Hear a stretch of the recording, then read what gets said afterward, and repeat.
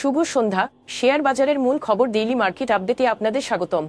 আজ ডিএসইর মূল সূচক ডিএসইএক্স তৃতীয় দিনে 58 পয়েন্ট বা 1.04% হ্রাস পেয়ে 5,527 পয়েন্ট হয়েছে।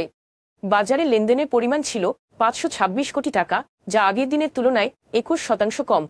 ওষুধ ও রসায়ন খাত থেকে স্কয়ার ফার্মাসিউটিক্যালস, বিকন ফার্মাসিউটিক্যালস এবং রেনাতা, ব্যাংকিং খাত থেকে পূবালী ব্যাংক, আইএফআইসি ব্যাংক এবং ডাচ বাংলা ব্যাংক, খাদ্য ও আনুষঙ্গিক খাত থেকে ব্রিটিশ আমেরিকান টোবাকো আজ সূচকে পতনে মূল ভূমিকা রাখে। প্রধান খাতের মধ্যে আজ বিদ্যুৎ ও জ্বালানি খাতে সর্বোচ্চ 1.4%, মিউচুয়াল ফান্ড খাতে দ্বিতীয় সর্বোচ্চ 0.69% মূল্য বৃদ্ধি পায়। অন্যদিকে এনবিএফআই খাতে 2.36% মূল্য হ্রাস পায়। মূল্য হ্রাস পাওয়ার শীর্ষ 20-এ আজ শিল্প খাতে 5টি করে কোম্পানি রয়েছে। Reliance war the first scheme of Reliance ইন্স্যুরেন্সের মিউচুয়াল ফান্ড, রিলায়েন্স ইন্স্যুরেন্স এবং মুন্নু সিরামিক ইন্ডাস্ট্রিজের শেয়ারের মূল্য আজ সর্বোচ্চ বৃদ্ধি পেয়েছে। অন্যদিকে বে লিজিং অ্যান্ড ইনভেস্টমেন্ট, অ্যারামিট এবং সোনালী আশ ইন্ডাস্ট্রিজের শেয়ারের মূল্য আজ সর্বোচ্চ হ্রাস পায়। রিলায়েন্স ইন্স্যুরেন্স আজ তাদের আয়ের ইতিবাচক প্রবৃদ্ধি ঘোষণা করায় এর শেয়ার দর সর্বোচ্চ বৃদ্ধি পায়। তবে বাকি শেয়ারগুলোর মূল্য পরিবর্তনের কোনো মূল্য সংবেদনশীল তথ্য জানা যায়নি।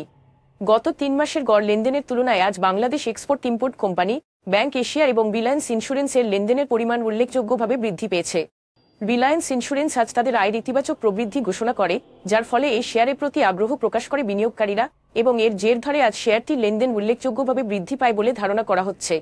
তবে বাকি শেয়ারগুলোর লেনদেন বৃদ্ধির স্বাভাবিক কোনো কারণ জানা যায়নি। আজকের শীর্ষ দুটি সংবাদ: পলিসি রেট বৃদ্ধি পর ব্যাংকিং খাতে সরকারি ঋণের সুদহার আরও বেড়েছে। বাংলাদেশ ব্যাংকের মতে ট্রেজারি বিলের সুদের হার এই সপ্তাহে 50 বেসিস পয়েন্ট পর্যন্ত এবং বন্ডের জন্য 30 বেসিস পয়েন্ট বেড়েছে। ক্রমাগত তারল্য সংকটের সাথে সুদহার বৃদ্ধি পাওয়ায় ব্যাংকগুলোর পক্ষে কম সুদহারে ঋণ দেওয়াটা প্রায় অসম্ভব হয়ে পড়েছে। আগামী 2024-25 অর্থবছরের বাজেটে আসছে 2,65,000 কোটি টাকার বার্ষিক উন্নয়ন কর্মসূচি, যা সরকারের সর্বোচ্চ পর্যায়ের অর্থনৈতিক নীতি সংস্থার সংশ্লিষ্টদের অনুমোদনের অপেক্ষায় রয়েছে।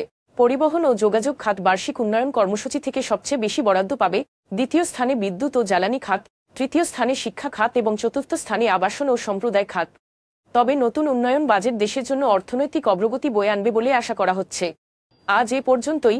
আগামীকাল আবার আসবো শেয়ার বাজারের নানা আপডেট নিয়ে। ধন্যবাদ।